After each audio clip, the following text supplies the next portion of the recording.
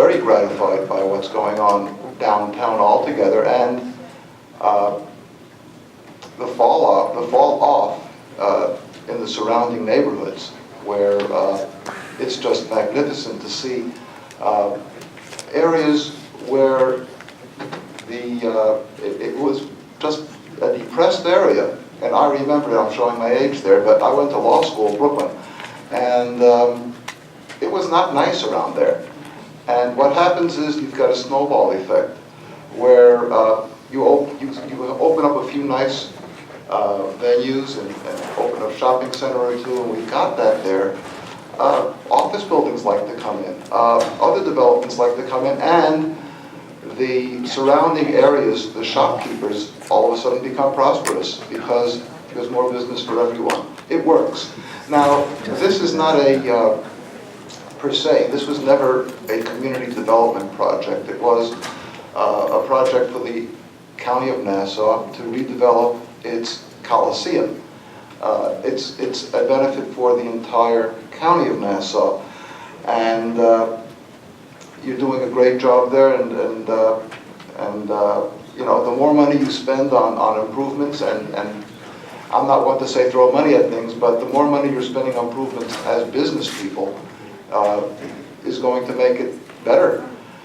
You've decided that those would make it better, and we certainly trust that. And it can only benefit the entire county and the surrounding area, so thank you. Thank you.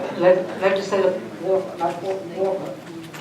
Yeah, I'll be very brief, but I too had the opportunity to take the tour on Friday, and I think too, not only did the Barclays Center impress me so much, and certainly the growth in the community, but just your excitement and enthusiasm with the entire center and with what you've done there and the changes that you plan on putting into our Coliseum here. It just made it so much even more exciting to see it in person there and to anticipate what we have coming here, and for you to realize some of the things that you originally thought would be fine and know you needed to do upgrades, and with hopefully with the additional monies we'll be able to do those upgrades. Like I said, your enthusiasm and your energy and just your excitement just made it so exciting for us. So I really look forward to see the work beginning and certainly to its completion and to our having that beautiful place here. Thank you very much. We are very excited. Okay, come on. Legislator Jacobs. Hi. I just wanted to say, I have been making a suggestion since we began on this, and the suggestion is that the one thing you have in Brooklyn that we're not going to have anymore in Long Island is a team. You have the Nets, and you're having our Islanders. All right, for this to really benefit a community that surrounds it, you need a team. That's what makes it exciting. That's what gives you the 18,000 people walking by. I mean, there's just so many concerts you could have, but a stable team to me is the key. Now, I know the Islanders have left, but I also know that the Raptors are both in Brooklyn and in here. And the truth of the matter is, the NHL is not going to entertain a 13,000 plus seat arena. And as long as we're talking about what could be and what really could help the outside community is get those seats up to 17,000. And I'm not talking in a vacuum, because somebody said to me, well, they're following the same footprint. That's okay. I understand a little tiny bit about construction. But I also know of an arena where they followed their same little footprint, and they lowered the ice slightly, and they put up all the boxes, low boxes, including a few more seats around it, and guess what? They reached the goal. I am telling you that if we open it up with 13,000 plus, I just don't know what this gives to the community. I really don't. I'm not saying I'm not in favor of it. I want to see the Coliseum improved. I want to see it done. It's a county thing. We'd like to call it a jewel, but we haven't been able to in a long time.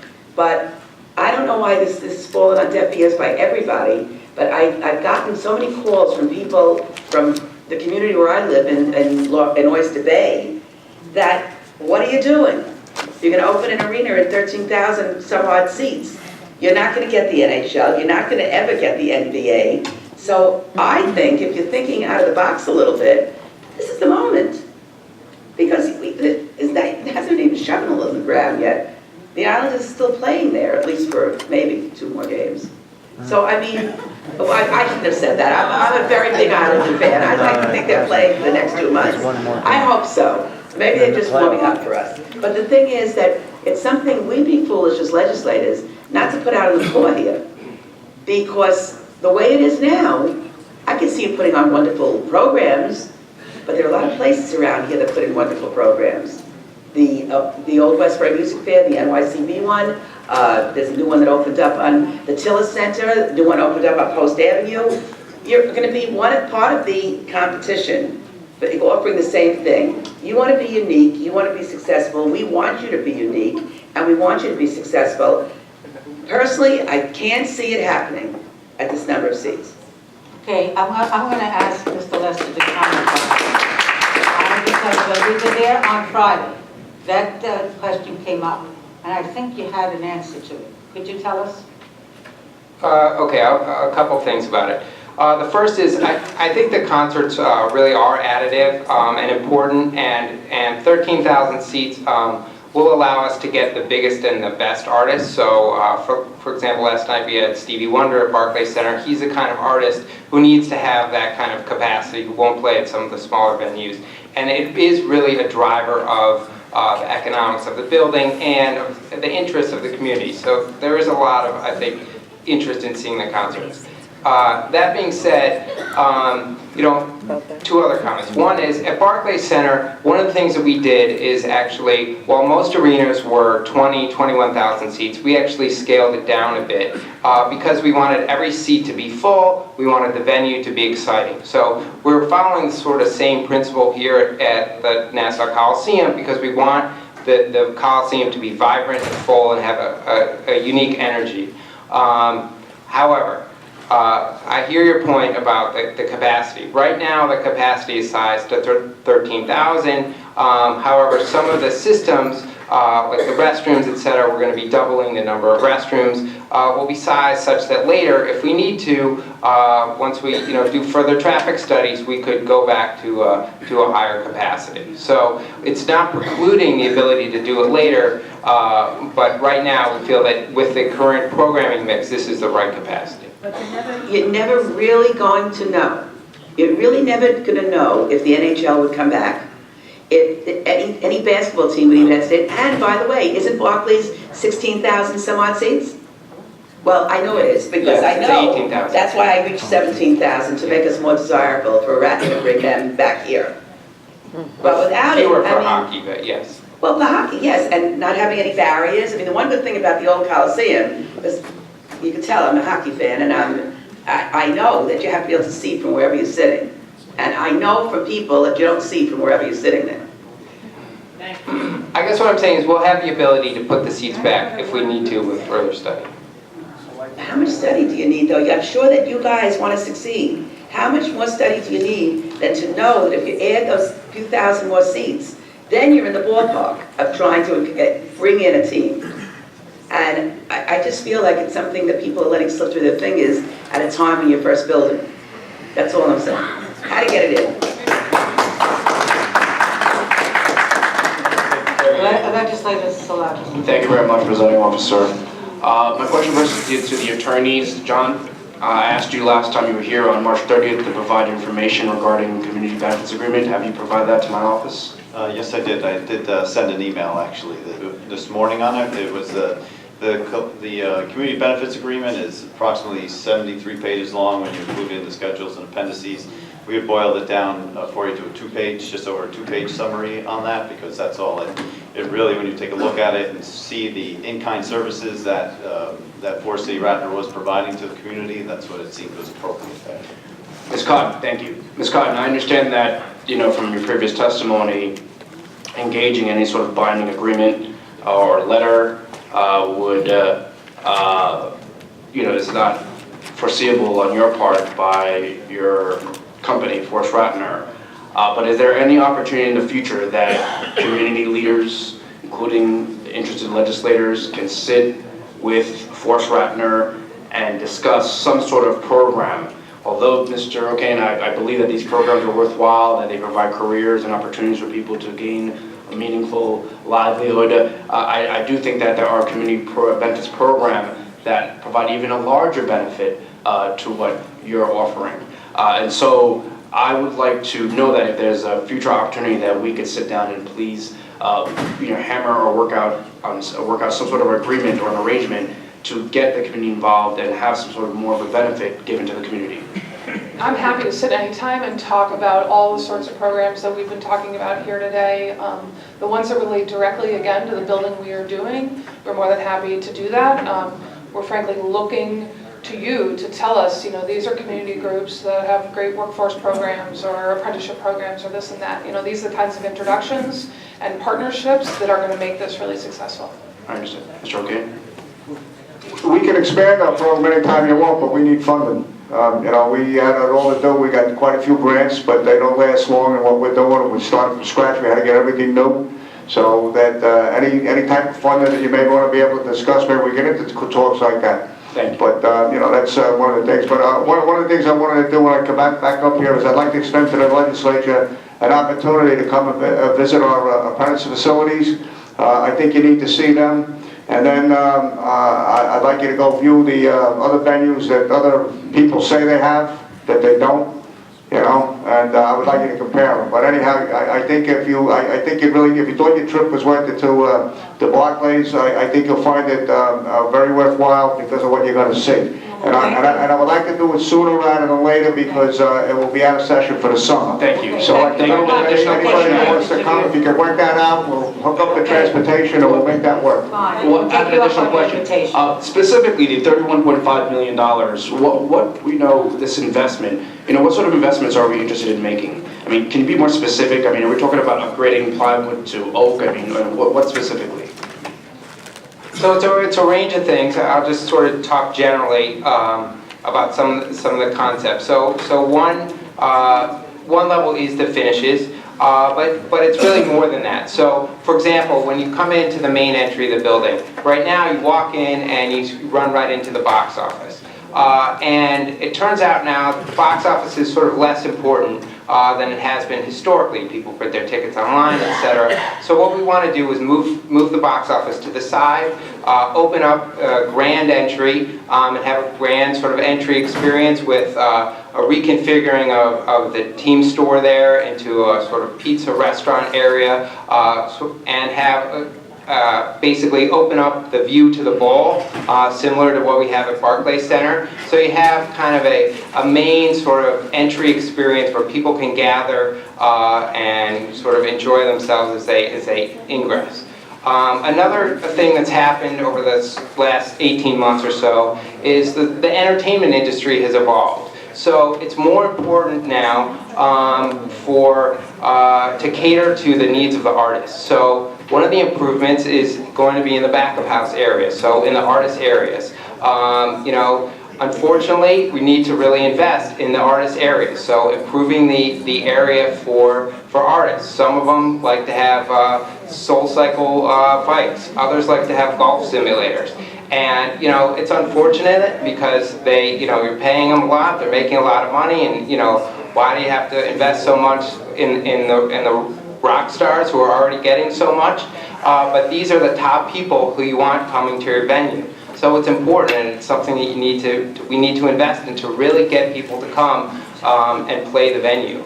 And they're really the drivers of the interest a lot of the fans of Long Island. So, and I understand these attainers have requests, but also, the people who would be supporting the entertainment venue also have requests and concerns. And I would like to see some of their requests and concerns honored and respected in some sort of agreement. And I understand, thus far that hasn't been able to happen, but at least a future meeting in which we could discuss some specifics. Legislator Jacobs had a valid concern. I don't see how the Islanders will tailgate in Brooklyn. I want to see them tailgate here in Nassau County. And we're losing a very important economic engine. And what of that $31.5 million, what investments can we make to increase the seating, not for the artists, but for the constituents, for the consumers. In addition, Deputy Presiding Officer Nicolello asked, if we dedicate a certain amount to a community benefits agreement or some sort of other concern, that would leave less from the 31.5 million. The question I'm asking is, why are we settling at 31.5 million? If we're getting in bed with China, we at least should have a sizable, more significant portion than $31.5 million. So, I'm concerned about the accountability, the transparency we have here in amending this lease, and I would like to see more attention to the community's concerns. Thank you.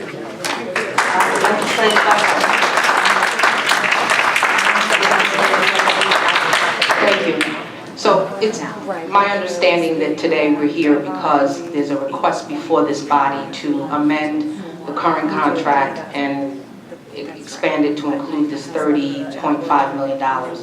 And I listened to you very clearly and closely rather, and I heard you clearly that there would be some aesthetic improvements to the current plan that's in place for the Coliseum. So my question is, why should the visitors to Uniondale have more of a benefit than the people who reside there? The CBA agreement that they're requesting, to me, I don't think it's unfair. I don't think it's unreasonable. It's just a request that we have something that's in place that, provides inclusiveness, so that their voices are heard, their concerns are heard, their concerns that have been clearly illustrated earlier today, and also that it's enforceable and the party would be accountable. I think that is what the Uniondale East Meadow community deserves. So can you answer the question why we feel it appropriate that those that would visit Uniondale would benefit more than those that would live there? I'll try to answer. Thank you for your comment. I think we're mixing sort of and matching two issues. So the first is the financing, and at least from our perspective, the amendment that we're seeking is really an alternate form of financing, the EB-5 instead of a conventional bank. And we really think of it as almost just one bank versus another bank. As part of that, though, we have agreed to increase the investment in the Coliseum because we think we need to. But they've been linked, but they don't necessarily need to be linked. So the financing is really what we're seeking, and then on top of that, we're agreeing to invest the $31 million into the Coliseum. Okay, so since the two have been linked, right? Because the better financing that you can receive, the more you can invest into the Coliseum. Why can't we give a proportionate investment into Uniondale? I don't understand why it's so unreasonable it's thought unreasonable for us to do that. I don't know why you would think it would be okay to present this letter that has no teeth in it to us as a way of pacifying us. I just, for the life of me, I can't wrap my mind around this. So again, we've said many times that benefits to Uniondale are important to us, benefits to Nassau, community benefits in general are important to us. It's something we've committed to, and we're happy to continue to engage, particularly with you, who we work with a ton to the state. We would be happy to engage around community benefits. We just don't, we're not agreeing today to beautify Uniondale, and we've said that. And so today's amendment is really about changing the financing structure for a Coliseum. So the benefits as they relate to the Coliseum, we are happy to engage with you on. We think there are many. We think that we can build upon what we've written today. We can build upon our record in Brooklyn in terms of benefits relating to the project we're actually building, and we'd love to do that with you. The $30 million is the estimation that we, as a developer with a record building world-class facilities, believe is important to make sure we give you the Coliseum we have promised. And so that number is something that the development team, with the architects and the designers and the food concessions and all the details that go into making a building as spectacular as the Barclays Center happens here in Nassau. So it's my understanding that initially the community did not come out in large numbers or didn't I should say, opposed the project initially when there was only enough pieces in the pie to get the job done. So it's the understanding now that there will be an infusion of cash, that now that we're reopening or we're considering reopening the contract, that we should spend the time, and not push it through today without having the opportunity to to have that dialogue that you just discussed.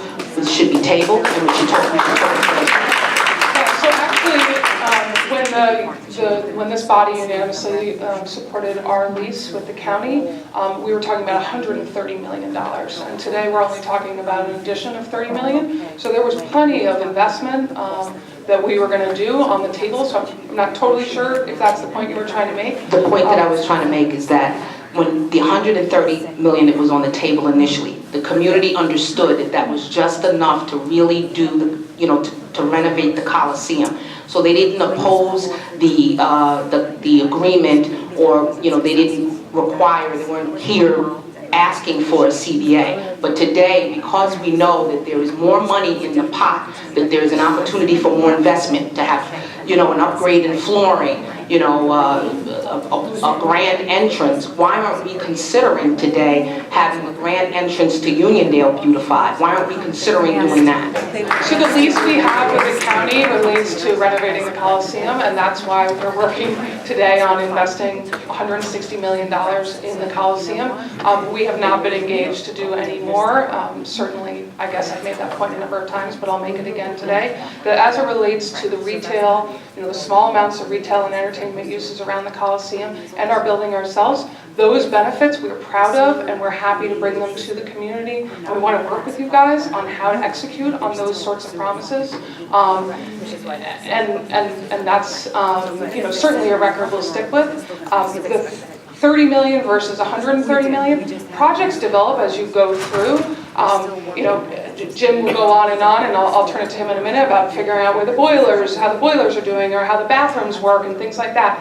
The investment in extra money is because that is what it takes to build the Coliseum you selected us to do, and that is the money we need to make this the world-class facility that you guys deserve.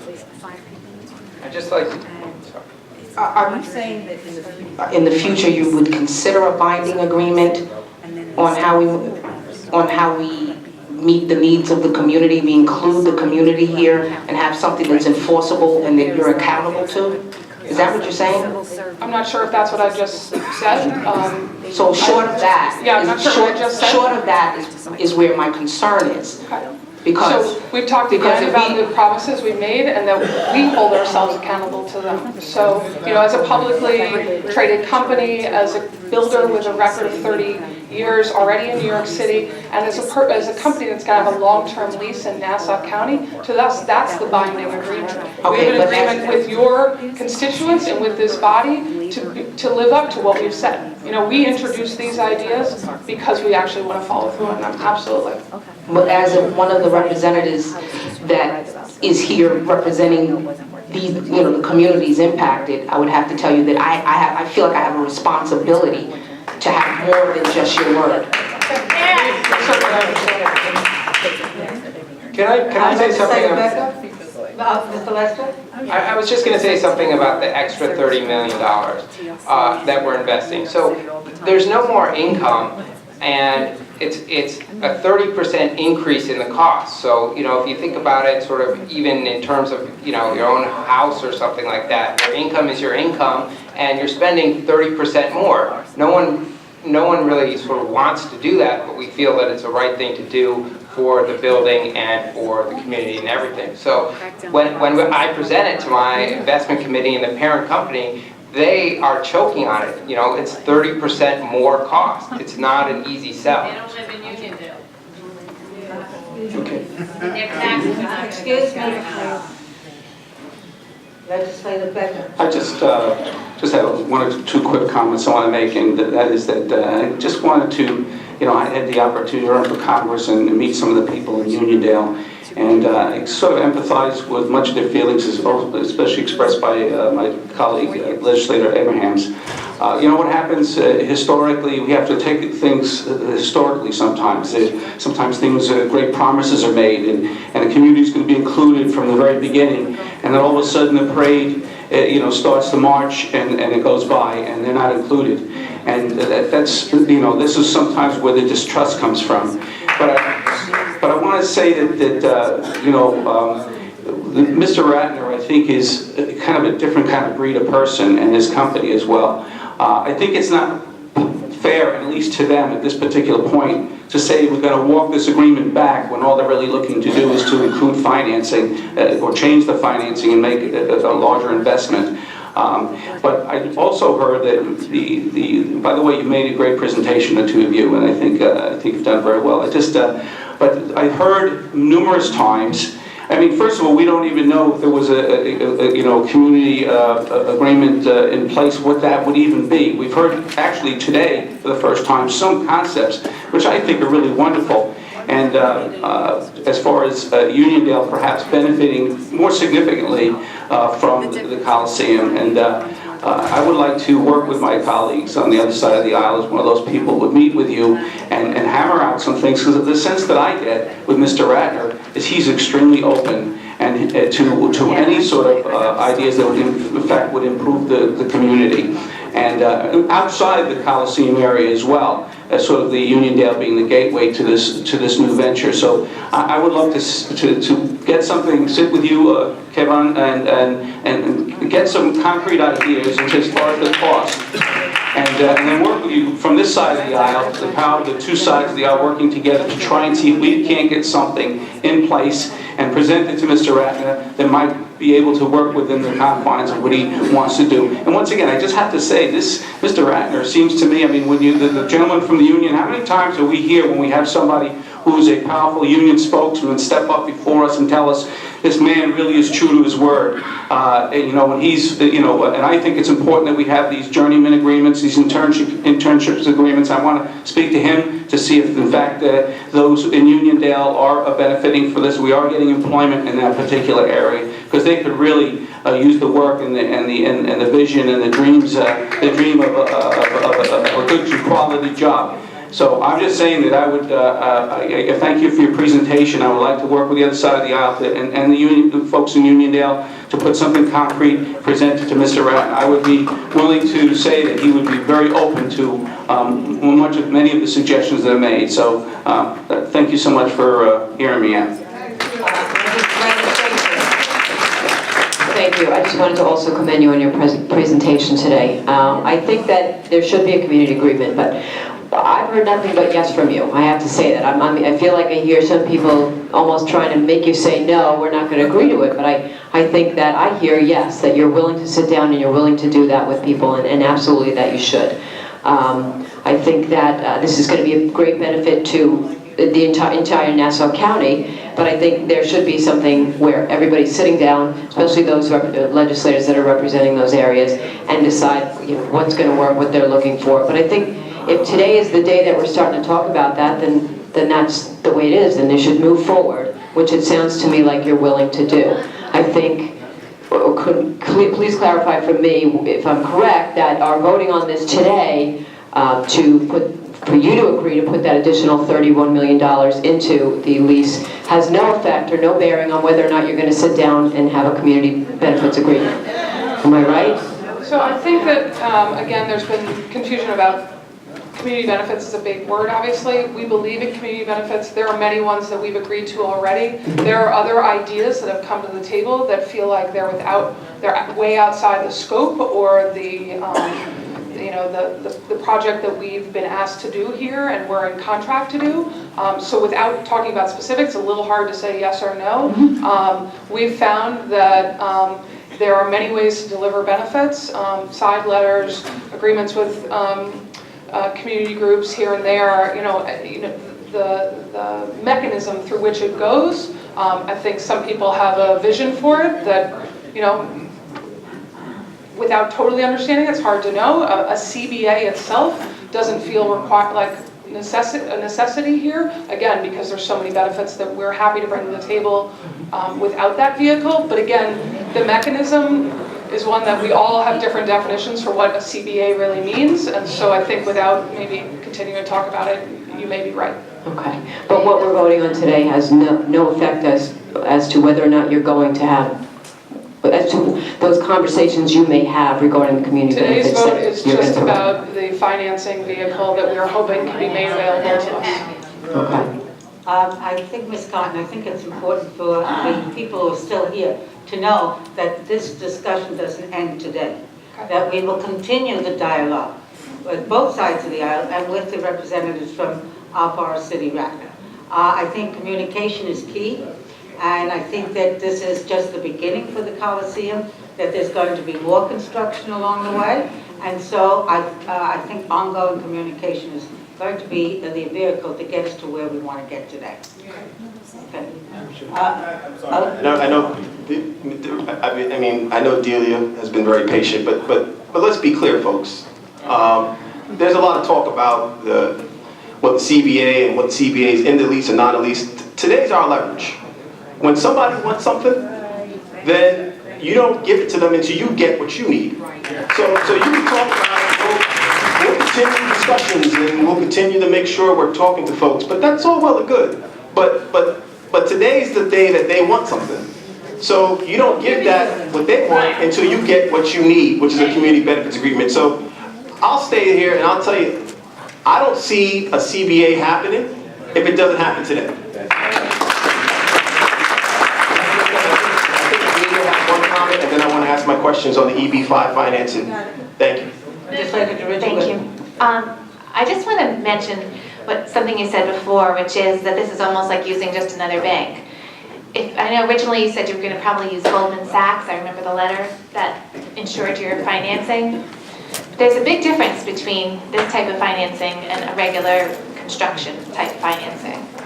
For instance, do you know approximately how much interest you would pay a year for the regular construction financing? Yeah, I have a sense of that. What would that be? I prefer not to disclose our specific terms. I think You I don't have have to disclose your confidentiality specific terms, but I would like you just to give us an idea of how much a normal construction loan would be per year. I think he just said he's not comfortable giving that. Well, it's safe to say it would cost a decent amount of percentage. What is the percentage that you pay under this type of financing that you're coming for today? Again, I prefer not to Alright. disclose the specific Then I'll terms of the disclose loan. it. But I can say, go ahead. I'll disclose it. So the financing that they came here for today is substantially less expensive for the builder. Now, whether this is all legal, it's all people use it all over. However, there is a huge benefit to the developer in doing this. And the reason why we're here is because we have to agree to this type of financing, whereas if it was just another bank, they wouldn't be coming to us. This was not mentioned in the original agreement. It was Goldman Sachs. This is a complete 180. Now, do we want to hold up the Coliseum? No. We want to see it go, and we would love to see the Islanders stay, I have to say. However, you're getting a huge advantage by using this other type of financing. And all we're asking, and I just have to say, this has been a moment for me because I see the leader you have in your legislator, Kavon Abrams, and I cannot tell you how lucky you are to have him represent you. He has this in his heart and soul. And every one of us up here who did vote for you and are now reconsidering the fact that you want to have this finance deal, which is a huge benefit to you. And you know what, we're here to consider it, but we think in us considering that for you, we would like to see a very small percentage of your savings. I didn't take the time to calculate the amount of money that you're saving, but I know it's more than the $30 million you're putting in. So you're making a huge benefit for yourselves, and we're here listening. But how can you not say to commit legally on the record and however we have to do it, however satisfies the legislator that represents that area, how can you not even agree to share even a small amount? We were talking about $1 to $2 million, I think, which is a small percentage of what you're savings by asking us to come here and okay this type of funding. So that's my question. I can comment a little bit on it. I think there's a little bit of misconception about the amount that we're saving. It's a short-term loan, so 5 to 7 years. And, you know, just without getting into the specifics of the interest rate, I would say the savings is, you know, 1 to 2%. So it's not even close to $31 million. For a construction loan, you're paying 1 to 2%? 1 to 2% savings. No, how much are you paying with this? You pay any interest in this type of loan? Yes. What is it, approximately? Well, it's I think what Jim's trying to say is that he's not going to disclose the terms Well, of our I think deal, in the fact but that the we're... savings is less than 1 to 2%, and so it wouldn't add up to the $30 million that we're investing in. That's what we are saying here today. I think the bottom line is I don't believe that. I know this type of loan, and it's much less interest rates. And when you're talking about borrowing, you're borrowing almost all the money, from what I remember. You're talking about $100 million. Even 1% on $100 million is what? $1 million. So, you know, you're borrowing a lot of money to do this, and you're saving it in the interest, and all we're asking is that you give a very small percentage to Caban's district, which are the people that, thank you, by the way, for being here all day. So, no, but the answer is, are you willing to give a small percentage of what you're saving in the commitment? You know, Caban, would that be fair to you? Extremely fair. So again, we've said many times that there are benefits that we're going to bring to it. You know, I don't know what your percentage is that you're talking about here today, but again and again and again, we're saying that we think Uniondale is going to benefit from the work we're doing. Absolutely, we couldn't agree more. Minority leader. Thank you, Madam Presiding Officer. And I want to discuss, and I don't know, Josh, if you need to come back up in addition to Ashley and Jim staying there. But I do want to ask you a little bit about the EB-5 program. And obviously, it's received a lot of attention over the last couple of weeks. It's very new to many of us. And if I understand you correctly, the EB-5 program is a program that allows investors to invest up to $500,000, which creates jobs. And while at the same time, the investors get an exchange in visas for their families. So that being said, you had mentioned that EB-5 was used in the Barclays project. In the Atlantic Yards project. Atlantic Yards project. And who was the financial center there? We've worked with 2 different ones, and the one we are proposing to work with here, it's called a regional center, for those who are getting used to the terminology here, is the USIS, the U.S. Immigration Fund. And that's who we're going to be working with in Nassau, and that's who we worked with twice in Brooklyn. Okay. Who were the other ones that you worked with in Brooklyn? I think it was called New York City Regional Center. And basically, you know, one of the things that happened with these types of loans is the first regional center that we used, they're just sort of not making loans anymore. They've made some money and they've kind of retired. And since then, they've become more common and the interest rates have gone up. So anyway. I see. Would the name Nicholas Mastroianni sound familiar? Yes, he's the gentleman that runs the regional center that we'll be working with. He is? Yes, and we're well aware of the news articles about some of his background. Well, if you want to ask us about sure. it, we're... I'm going to get to that, Mrs. Khan. Let me ask you about Mr. Mastroianni. There was a story in October of 2014 in Fortune magazine. Some would say that's or Fortune.com. Some would say that's a pretty credible resource. But it talked about the fact in that story, which I found a little puzzling. It talked about in that fact, and I'll read a paragraph from the Fortune.com story. It would be hard to find a figure who has risen faster in this burgeoning realm that Nicholas Mastroianni II. In just 4 years, he has developed a lucrative role raising money for marquee projects such as Atlantic Yards, the giant Brooklyn development anchored by the Barclays Center, and home of the NBA Nets.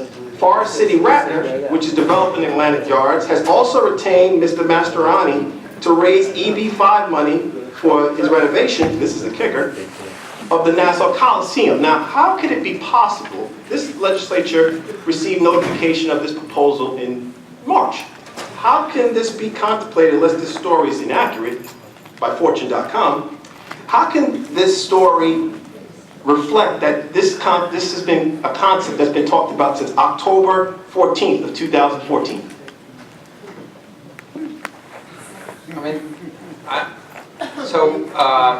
October 14th was not very long ago, I don't think. And the financing takes some time to get underway and to prepare and to launch. And we have been underway assuming that this was going to be sort of an easy approval.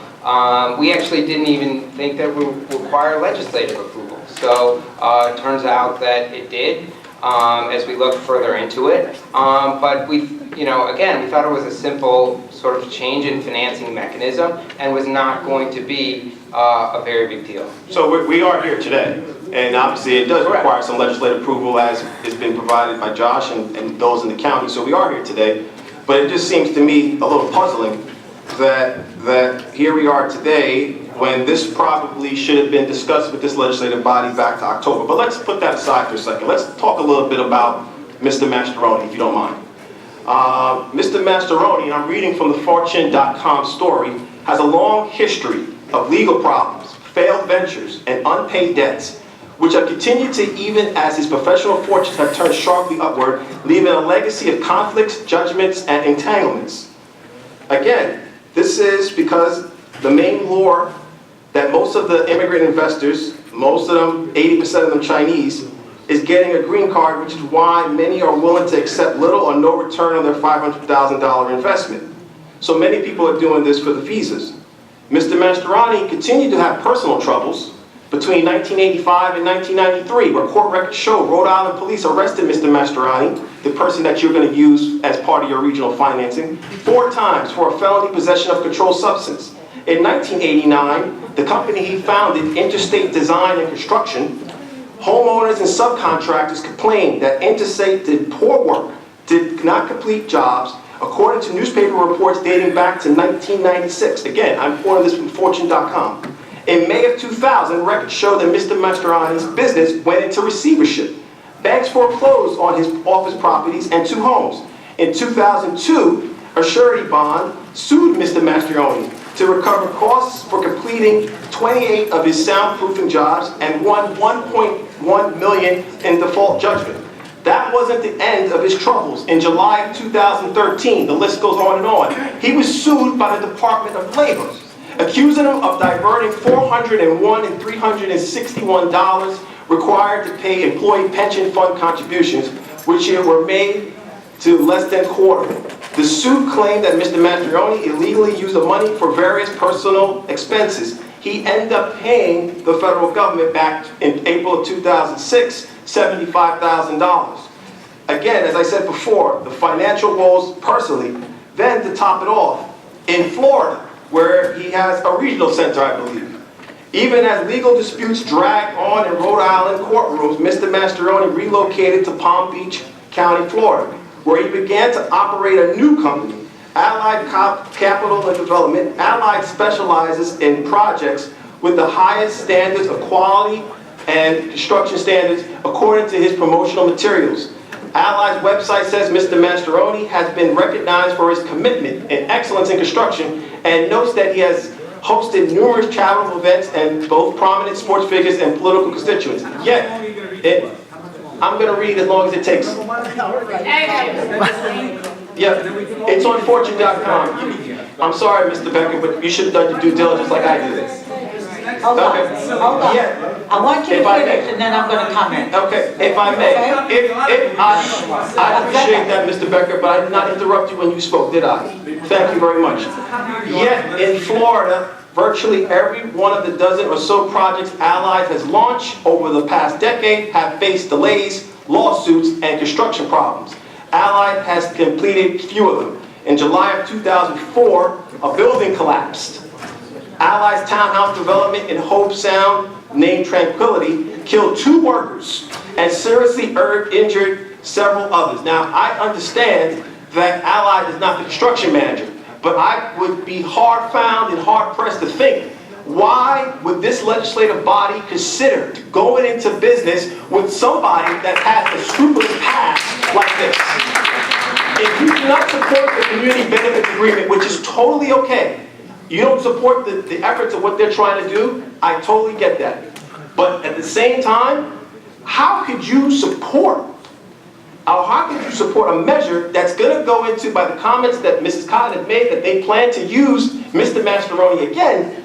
How can we go into an agreement knowing somebody that allowed workers to be killed on his site because of not putting in the right protections, that allowed outstanding lawsuits and legal suits?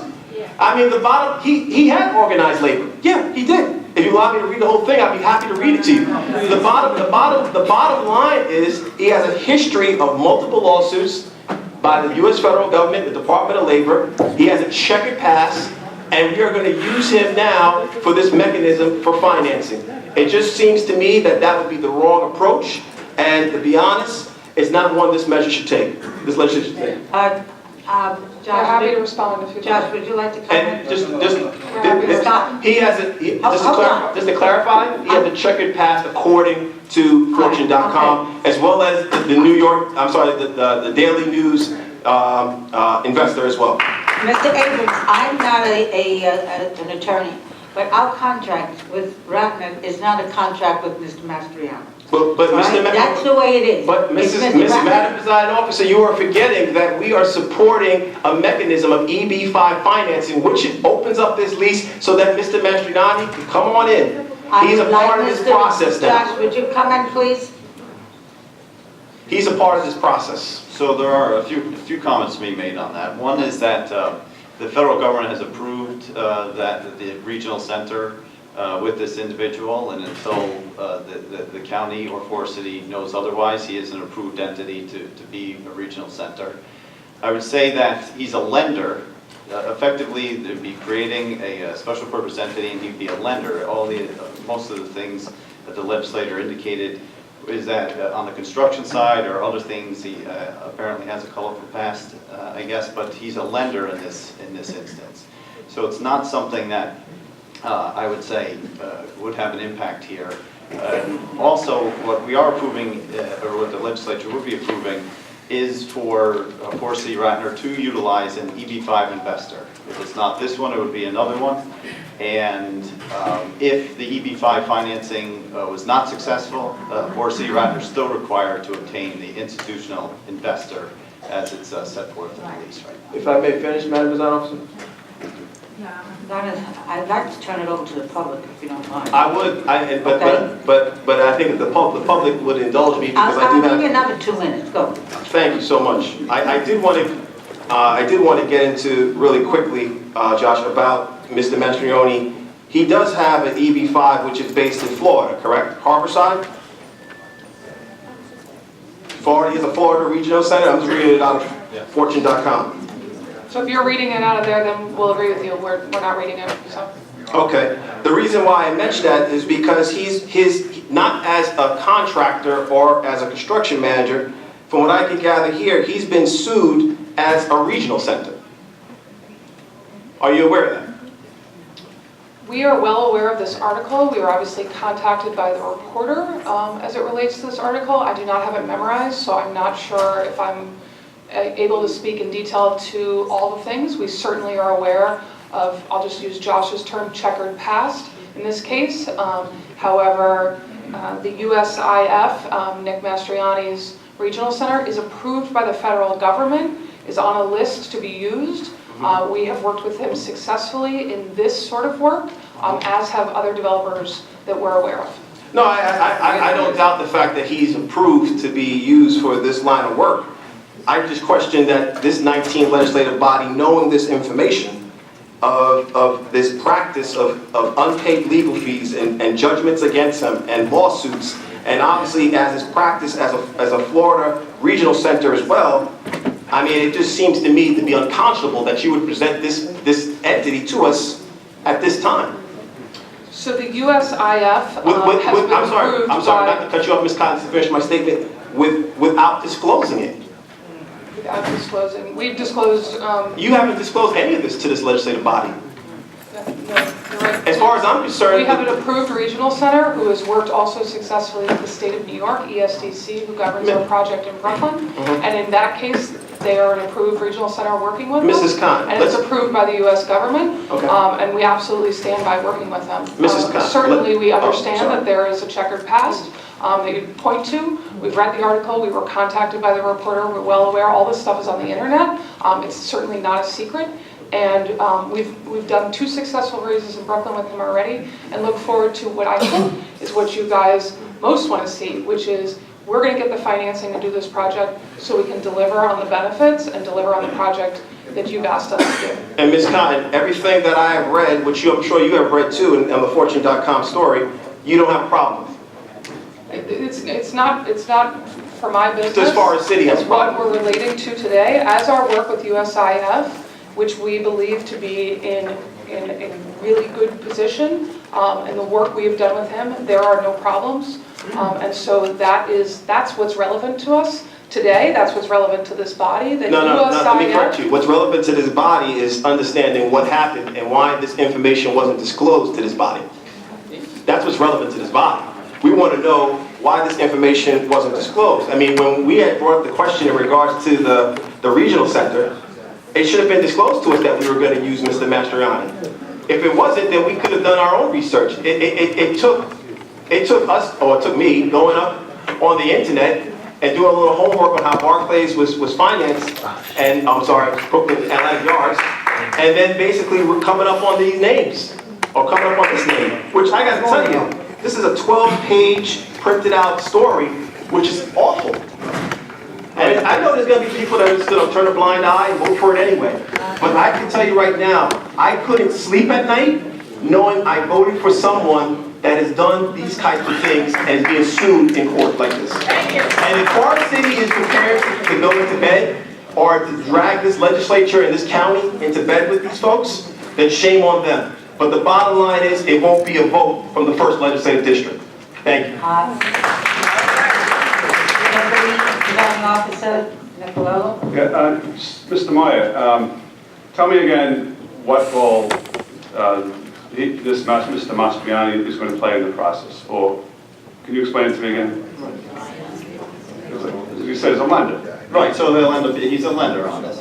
So money is going to flow from Mr. Mastriani, his clients, or however it works with this this arrangement, and then Barclays, NAT receives the money and then spends it on the project. Right, there'll actually be a drawdown schedule on that. They would receive it all at once. They would draw down as they move forward. Okay. So, and as Ms. Cotton indicated, they've had 2 prior successful capital raises with him. but from the perspective of the county, is there any risk to the county at all? I mean, since the money is actually going to the developer as opposed to the developer lending money to somebody else and being out and therefore losing, not having the assets to complete the project. Is there any risk here to the county because of the history that Legislator Abrams has just brought up? Right, the money comes into a special purpose entity, and it's raised, that this individual would go out and raise the capital, would go into a 100% financed special purpose entity.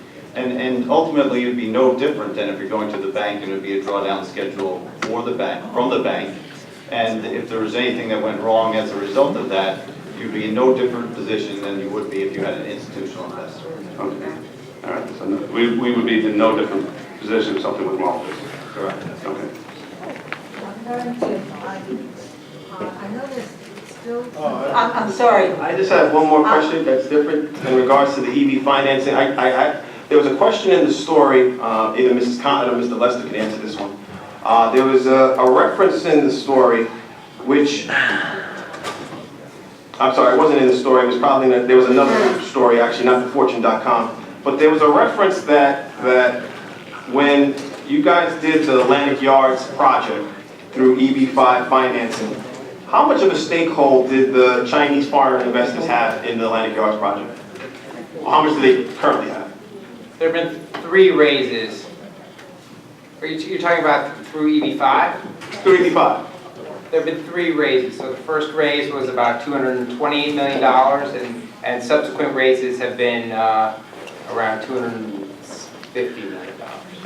So about 570-ish overall. So how much is the percentage of the stakeholders? So, I mean, what you may be referring to is that we have sold a stake of the Atlantic Yards project to a Chinese company. That is entirely different than an EB5 financing program. If you're talking about a 70% number and whatever you're looking at, that's different. So you sold a portion of the United Yards to them. I understand.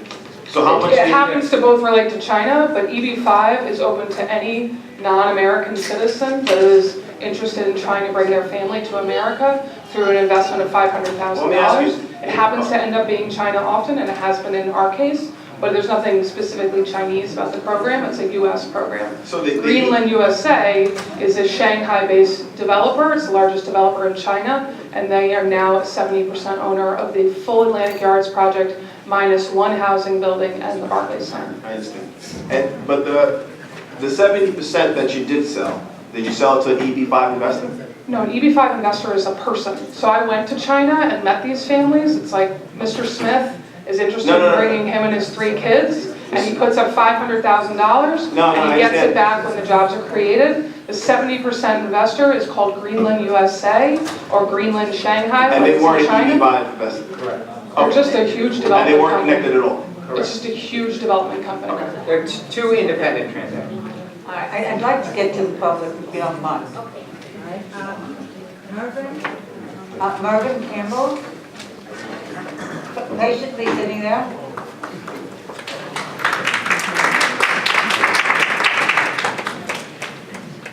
Good afternoon.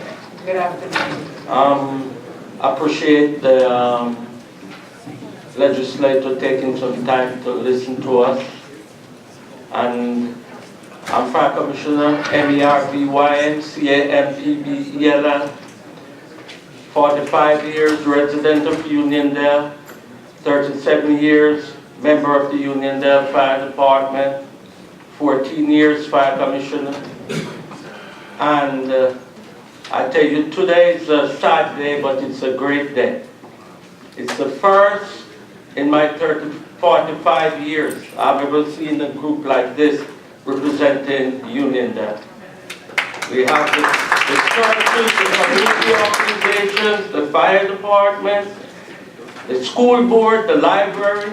You have every face of Uniondale here. And we are listening, and I think I'm seeing a sleight of hand here.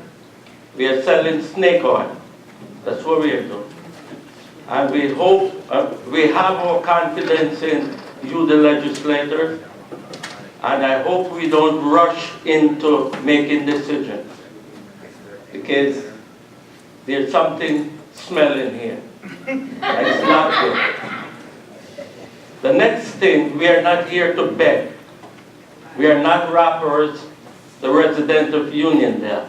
We are educated people, lawyers, doctors, mechanics, nurses who take care of the elderly. We are seniors who are looking forward to stay in our nice home, nice little home, plant our gardens, not going in the nursing home. I can remember with the sleight of hand that's going on. I was chief of the Uniondale Fire Department. It was my son's birthday. I wanted to take him to the Coliseum to watch the Harlem Globetrotters. I pulled up at the gate, and they told me I had to pay a fee to park my car there. I don't get very angry easily, but I said, are you stupid? I'm the chief of the fire department. I have the radios. You're going to call me when you have a problem. And you're asking me to pay? I said, call the cops. And I drove by. I said, don't get in front of my car. I hate to be that way, but we are impressing upon you. Please take our interests at heart. These people, they come in our neighborhoods with their big talks. I have sons like that. I have 2 sons that maybe qualified more than that, who grew up in Uniondale, and we are not a bunch of fools. When I can't interpret, that's why I pay the big money for them to go to college. It's a sleight of hand. And I'm proud to have Legislator Abrams. I was instrumental in getting him in there. And I'm proud. And we are going to fight. The fight is not over. And who doesn't take our interests at heart? I'm retired now, so I have all the time in the world. I was self-employed for 50 years. and I retired, and I'm still walking around. I'm not in bed. And we're not threat. It's not a threat, but a promise. If our interest is not taken care of in a proper manner, we're going to walk every district in Nassau County. I just came out of office. I was the president for the Nassau County Chiefs. We are firefighters and we vote. I was the second minority to hold that position. Your 3 minutes have expired, sir. Okay, thank you. And we are on a roll, and we're going to keep it that way. And please, I appreciate you having us, and thanks.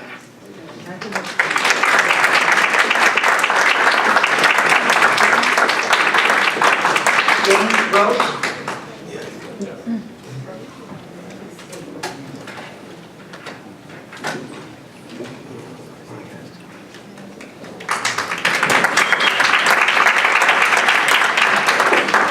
Good afternoon. Good afternoon. My name is James Broach. I'm a member of the Nostrand Garden Civic Association. I've lived in Uniondale for about 43, 44 years. And I love this beautiful community. I am in support of GWAC. That's the Greater Uniondale Area Action Coalition. And it's insisting that Forest City Rapnacorp companies do the right thing by our community.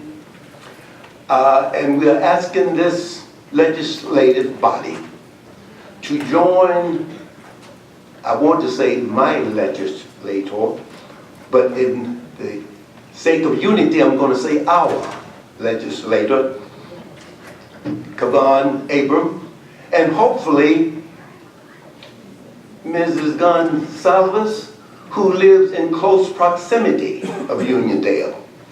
I want to encourage you to act as one body, as you usually do quite often, and support those two legislators, because they are in favor of doing the right thing. Let me tell you why I want you to not open or sign to open the new lease. Let me tell you why.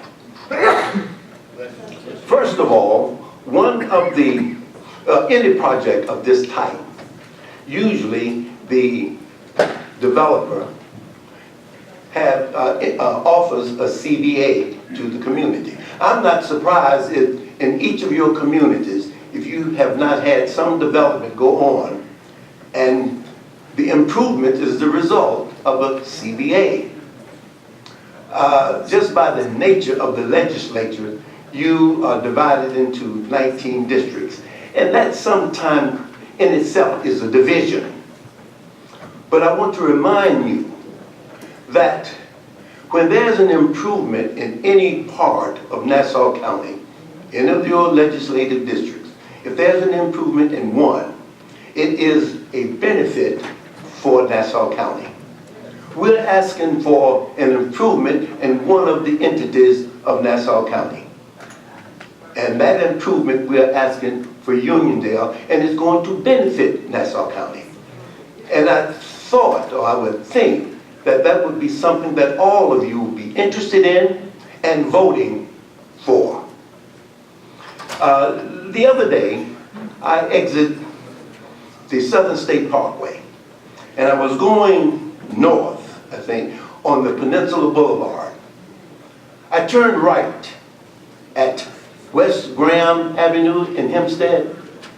I've been going through that community for years. But all of a sudden, I saw something different.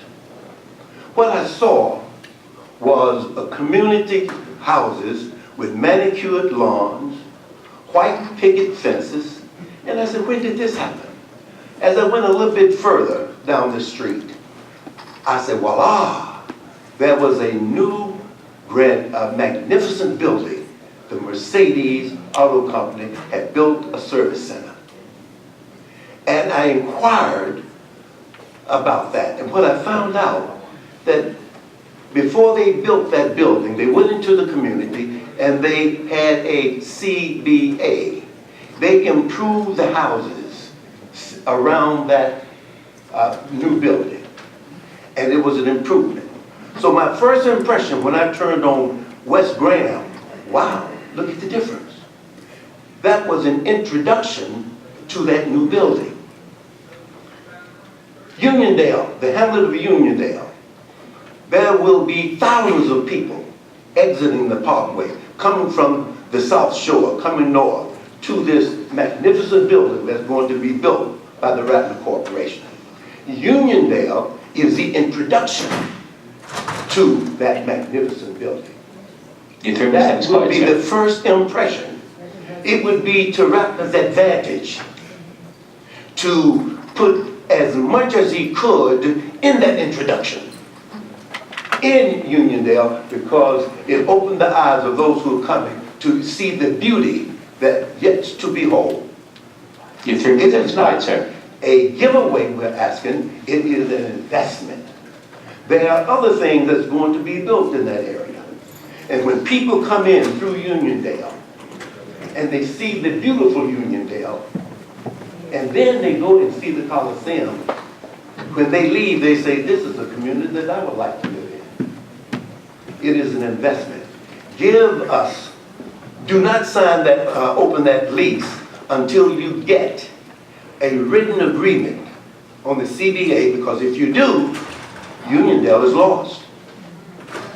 And so I tell you, act as a body for the benefit, if not of your respective districts, but for Nassau County.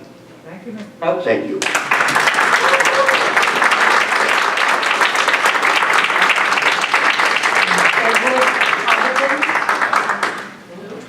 He's still here? Edward Overton. No? Gone? Okay, thank you.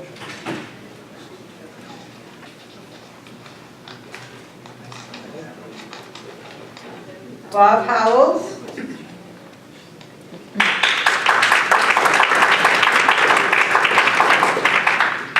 Thank you. Good afternoon. Good afternoon. I really have been a lifelong resident of Nassau County. As the son of a veteran, I remember when Nassau Veterans Memorial Coliseum was opened, I was so proud. And I know there must be a lot of veterans in here. And I remember that, 3 generations of our family have gone to various events in Nassau Coliseum. And the loss of the Islanders is huge. But the thing is that right at this point what we're discussing is that in all reality, most of the people that attend Islander games come here from Nassau County, some from Suffolk County. It's a very family-friendly place. It's, there's not a bad seat in the house, and families may come 4 people in a car. They go, they can drive directly there, they can park for 1 fee. My question is, at Barclays, how many people are going to take the extra time, spend the extra money, especially a family, to go all the way into Brooklyn? Now, in a couple of years, let's just say, if the Islanders don't do well there, what then? Well, now, Mr. Mangano, for example, has said that he'd like to see the Islanders return. Some of you have said the same thing. My big concern at the moment is, if we downsize the Coliseum to 13,000, as Mrs. Jacobs brought up, you're making that almost all but impossible to do. Now, the representatives here are saying, well, we have the possibility we can add the seats back. To me, that doesn't make sense. You can have the seats, put them in now, it's more cost effective. Another thing, if you say, well, we have provision maybe for bringing the 16,000 seats back, are you allowing for parking for that? I can just see that. Well, we put in 13,000, you want 16,000, oh, we don't have enough parking now. So the biggest thing there really is too, even of those 13,000 seats, how many of them are usable seats? By that I mean affordable seats for an average ticket holder, as opposed to all the luxury boxes. So again, my big thing is, please, I've had 3 generations of my family go through that building. Please make it possible for maybe a 4th generation not to downsize the Coliseum. Okay, thank you very much for listening. Martha Ann Brady.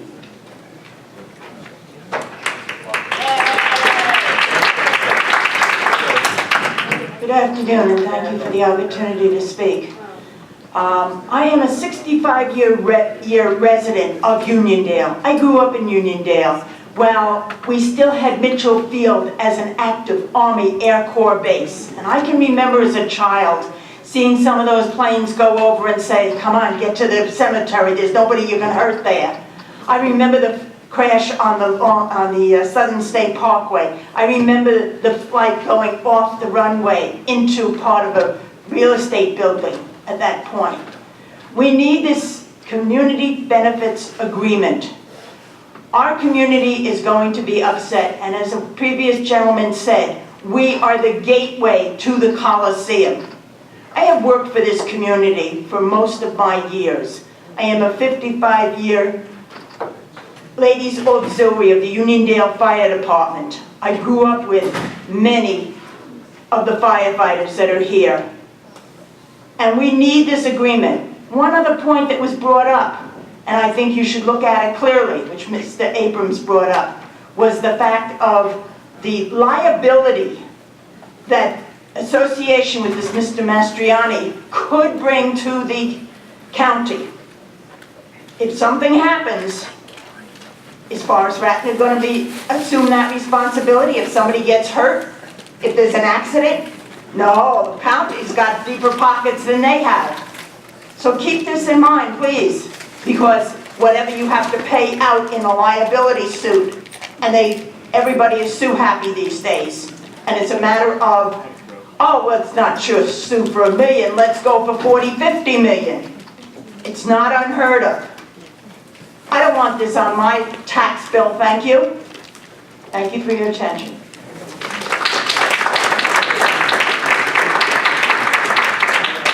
Margot Cargill. Cargill.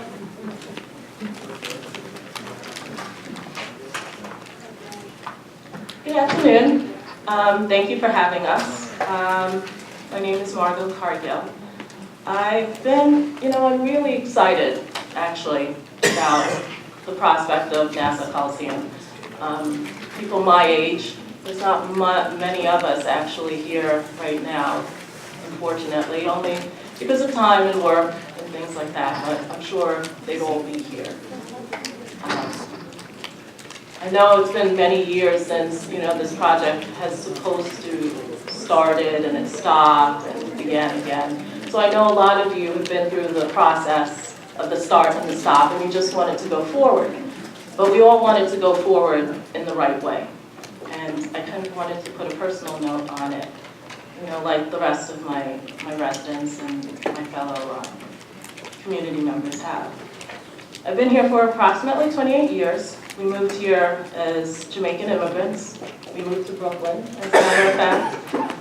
My father was a diplomat, my mother worked for the UN, and we chose Uniondale to live because Uniondale was and still is one of the most diverse communities of Long Island.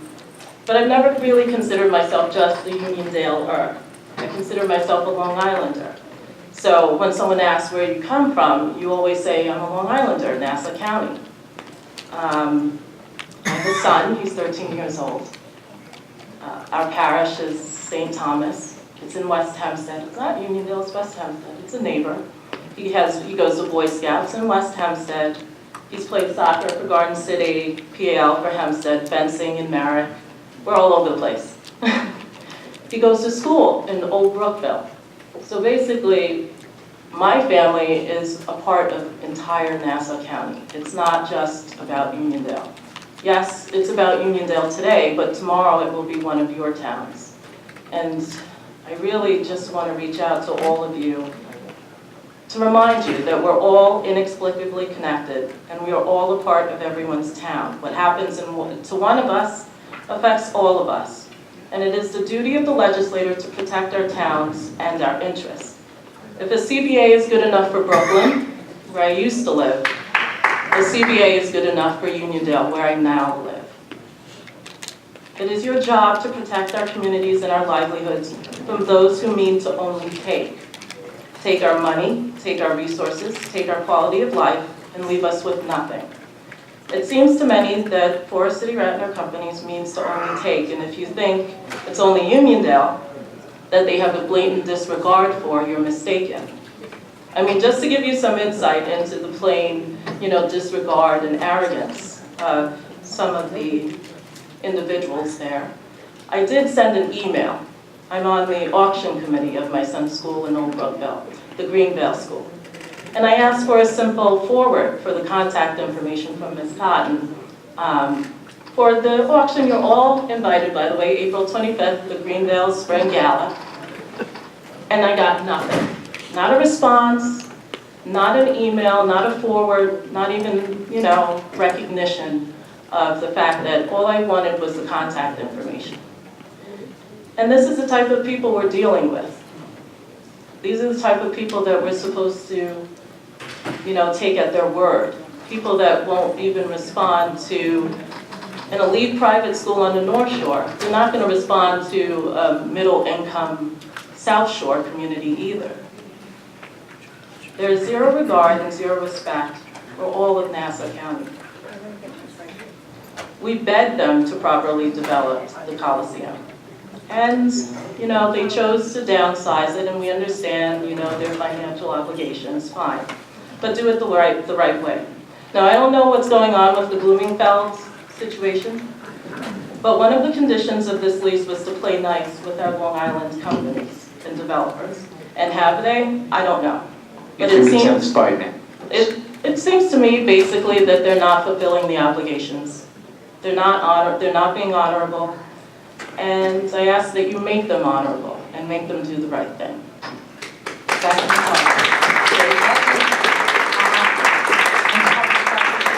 And now I think it's time for us to consider the question that is on the floor.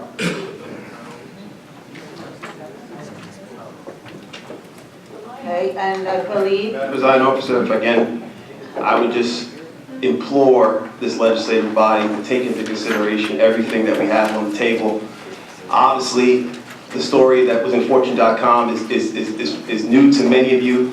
Take the time now today to table this matter so that we can look through this in the next couple of weeks, try to get an agreement for the community, while at the same time ask the proper due diligence questions about Mr. Mastroianni's past.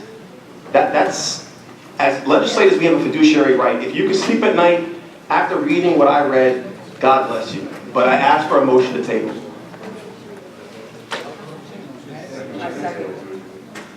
All those, She seconded it. Made by Legislator Abrams, correct? Hold on. Hold on. We're ready to vote. May I just say something? No. We're in the middle of a vote, ma'am. He asked me if I wanted to speak, so I came up. It'll only All right, take a hold second. on. There's a motion, hold on. There's a motion to table, made by Minority Leader Abrams and seconded by Legislator Georgie Witt. No discussion on a motion to table. All those in favor signify by saying aye. Aye. All those opposed? Nay. The motion to table fails. Now, young lady, Yes. before we take a vote on the item, would you just state your name for the record? My name is- and make a comment. My name is Rita Busquetta. May I say something? Yes, that's why you're standing there. Thank you.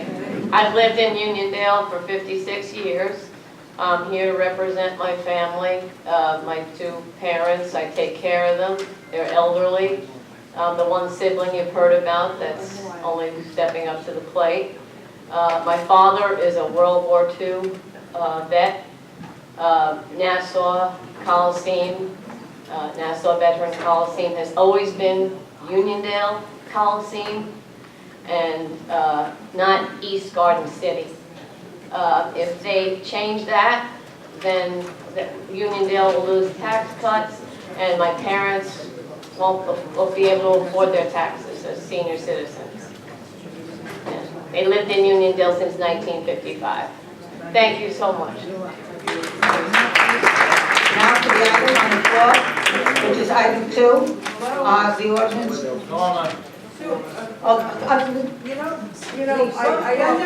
I've been more than gracious, okay? The protocol is to put in a slip. I understand that, but I've been here since 11 o'clock this morning. Well, why didn't you put in a I did slip? not want to speak at that time.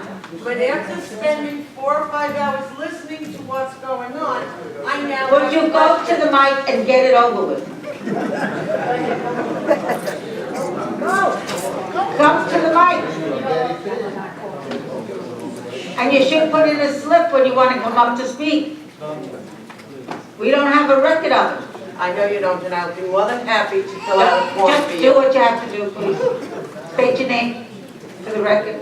Okay, my name is Dory Petrone. I've been a resident of Uniondale for 60 years. Come on, I want to thank you. And I want to also thank all of you for listening to 4, 5, 6 hours of what's been going on. My question is to Ms. Cotton. I'm sure we've all read it. I'm sure you've all heard. It's been approved. From what I understand, it's been approved about the Memorial Sloan Kettering building or facility that's going to be built on the Coliseum property. Is that true? It's not Far City Bracknell.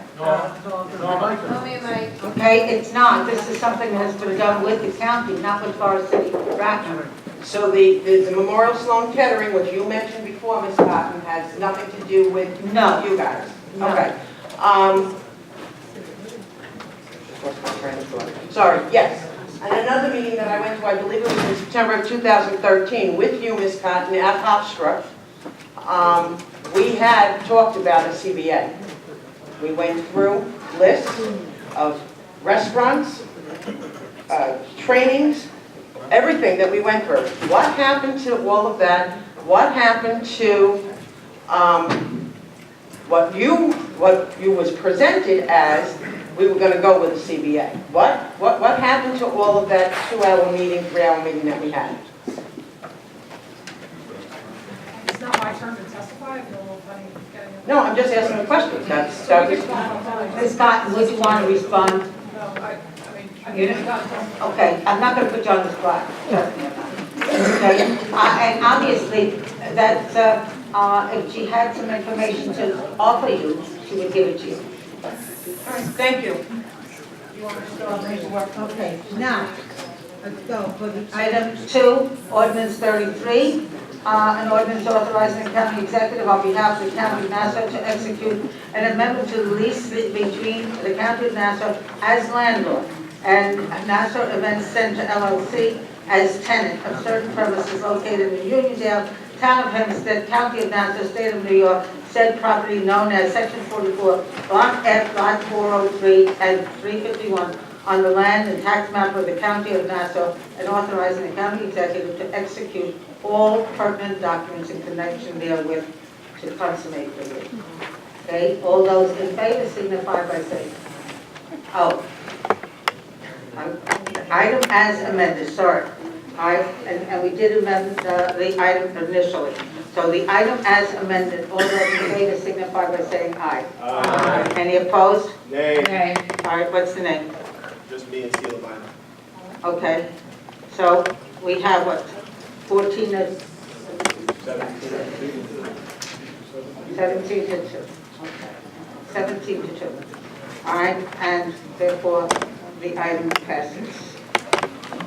All right, now I'm going to ask that we take about a 5 or 10 minute recess, and there's a reason for it, because we have one more item on the, I know, I have something in here at 6. So, all right, so do you want to recess? Do you know what this is about? Were you filling in? I don't want to talk on here.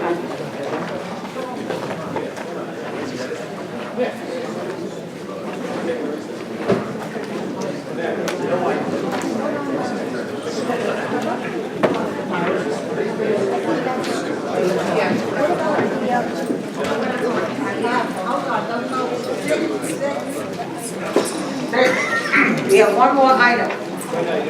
Oh, no, I'm not doing it.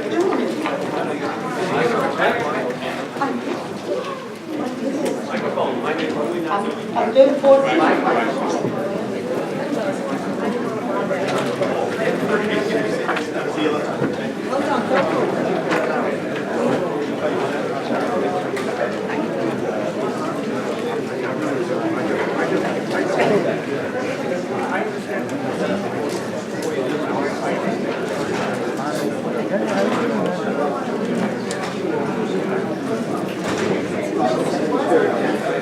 Okay. Item 14, ordinance number 45.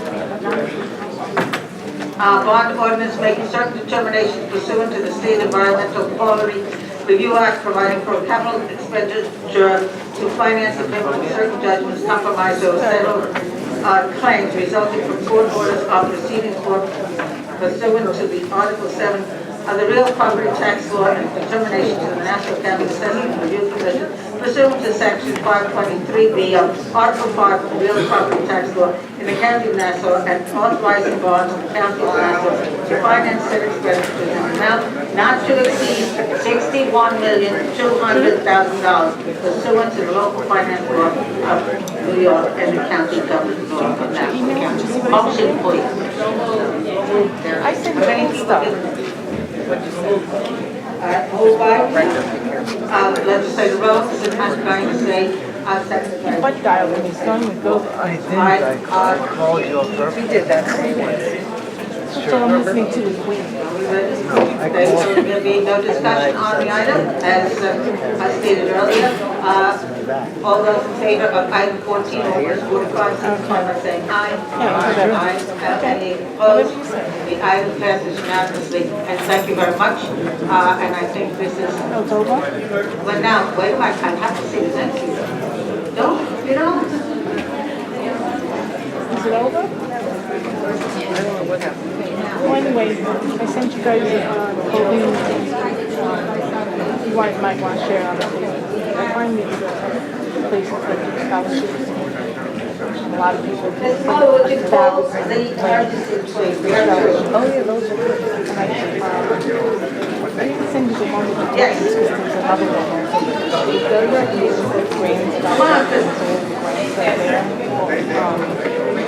There's one other thing. I'm sorry, Mr. Chairman. So we have a resolution, this is a recommendation of at least 13 members of the Nassau County Legislature and the Mineola Legislature on Monday, April 13th, 2015, setting forth that an emergency exists for consideration and immediate action upon certain ordinances and resolutions referenced in with clerk item 105-15, a resolution authorizing tax exemption and pilot agreement between the County of Nassau, Pondview Homes, One Housing Development Fund Company Incorporated, and North Hempstead Housing Authority. Do you want me to call both at the same time?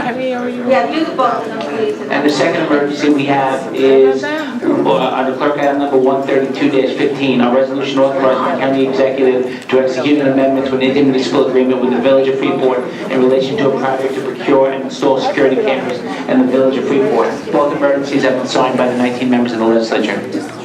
So we've seen a vote to establish the emergency and then under the underlying items. Okay. Moved by Legislator Dunn, second by Legislator Ford. Okay, all those in favor of establishing the emergency signify by saying aye. Any opposed? Okay, the emergency is established. Yep. On the item. Resolution 68B, a resolution authorizing the county agreement to execute an amendment to an intermunicipal agreement with the Village of Freeport in relation to a project to procure and install security cameras in the Village of Freeport. Resolution 68A, a resolution to authorize a tax exemption and pilot agreement between the County of Nassau, Pondview Homes Housing Development Fund Company Incorporated, and North Hempstead Housing Authority. Moved by Legislator. Moved by Legislator Dunn, second by Legislator Walker. Any discussion, any comments regarding that item? There being none, all those in favor signify by saying aye. Aye. Any opposed? Item passes unanimously. All right, now for the next one, and I'm going to have to... Presiding Officer, we have a procedural resolution, which would be procedural resolution 3, a resolution directing the clerk of the legislature to publish a notice of hearing on the application of Locust Valley Cemetery Association Incorporated to be held on June 15, 2015. Just to make sure that everyone knows, by the way, the newspaper advertisements advocating this hearing will be paid for by the Locust Valley Cemetery Association.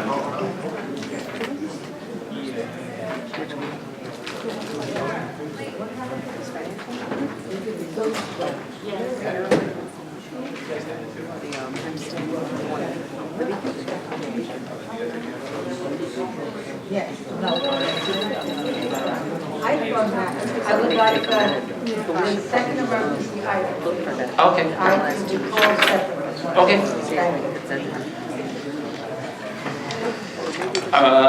A resolution to authorize the second emergency, 68A, a resolution to authorize a tax exemption and pilot agreement between the County of Nassau County Homes Housing Development Fund Company Incorporated and the North Hempstead Housing Authority.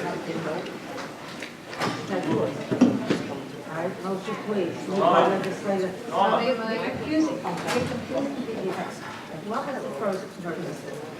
First one we did was I called was the Freeport, yeah. I'm sorry, they did do it wrong. Well, it was the other way around, but that's okay. Okay. All right, so, I'm sorry, come on. I thought we were going to do something today that was a little different, so, but it's not. All right, so motion to establish that, not to establish, to approve the second emergency, which is the housing, all right, North Hempstead, correct? Ellen? Okay, all those in favor? No? Why said no? So wait, hold on. Was there a motion made? Okay, all right, we did, but we voted on it, so we're going to do it again now. All right, all those in favor of that item signify by saying aye. Aye, any opposed? Okay, so I'm happy for the record that you're also happy. Now, come on, you're happy, I hope. And Ellen, you're happy. Now for the procedural resolution. Where is the procedural resolution? For the local, whatever. Where is the procedural resolution? Okay, go. A procedural resolution 3, as a procedure, a resolution directing the clerk of the legislature to publish a notice of hearing on the application of the Locust Valley Cemetery Association Incorporated to be held on June 15th, 2015. Okay. So moved. Second. Who just did that? I did that. Wait a minute, hold on. Did you make the motion? Yes. All right, Mackenzie, seconded by, Rich Nicola. okay? Excuse me, could you just explain what this one is? Yeah, please do it, because I think that there's a little confusion. There was a gentleman here not too long ago, where did he go? Don, you don't want to know what he said? Yeah, sure, it's a procedural resolution. Go ahead, Don, find out. It's a procedural resolution to set a schedule for advertising for the Locust Valley Cemetery to purchase additional property to expand the confines of the cemetery. So this is just a resolution to allow them And to set the date of the hearing. and to set the date of the hearing for that. It's such a nice place, people are dying to do And the hearing, I'm sorry, he's mentioned earlier, is set for June 15th, 2015, so this permits them to advertise You that made the hearing. motion and it was seconded by Nicola. Okay? Okay? All right, any questions, any comments? And you did have a question, and Yeah, my question is just why do we have to do this one too? it's required under state law, right? Yeah, state law. All right? All those in favor signify by saying aye. Any opposed? Okay, the item passes unanimously. A motion to adjourn, Mr. Becker. I guess it's gone. All right, motion. Okay, are you okay? Yeah, you made it in time.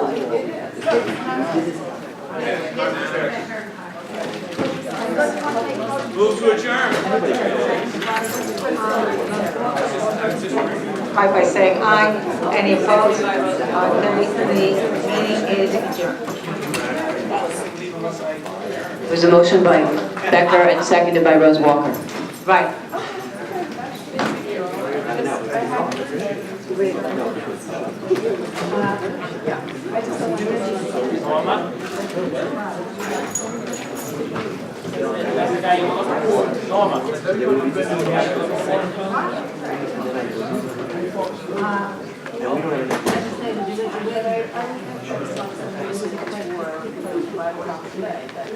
Thank you.